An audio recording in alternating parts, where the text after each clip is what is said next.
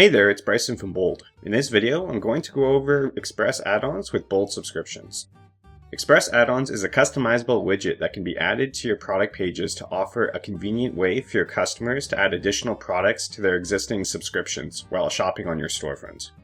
This allows customers to add products to their existing subscriptions on the storefront rather than using the Manage Subscriptions link.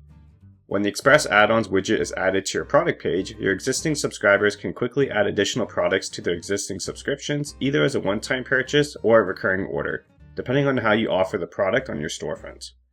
Before we proceed with the setup, please note that you will need an Online Store 2.0 theme.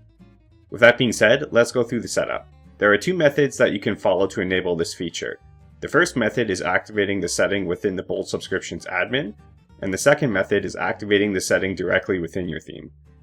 For this video, I'll be using the Bold Subscriptions admin method. However, if you want to use the other method, please visit our Help Center article.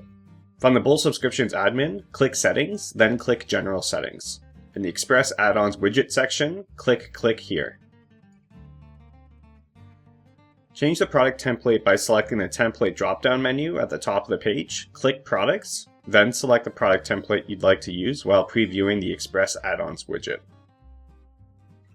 Change the position the widget appears on the page by dragging and dropping the Express Add-ons app block to a location of your choice in the left menu. On the right side of the page, scroll through the settings and make any relevant changes needed for your store. Click Save at the top of the page. Navigate to your storefront, log into an existing subscriber account, and access any product page to view the Express Add-ons widget. The widget should look similar to my example. Since I allow customers to purchase this product as both a one-time purchase and a recurring subscription, I can add this product to just the next order for my subscription, as well as permanently on all future orders. Once a customer adds the product to their subscription, a confirmation appears along with a link that they can use to access their subscription in the Manage Subscriptions link on your storefront.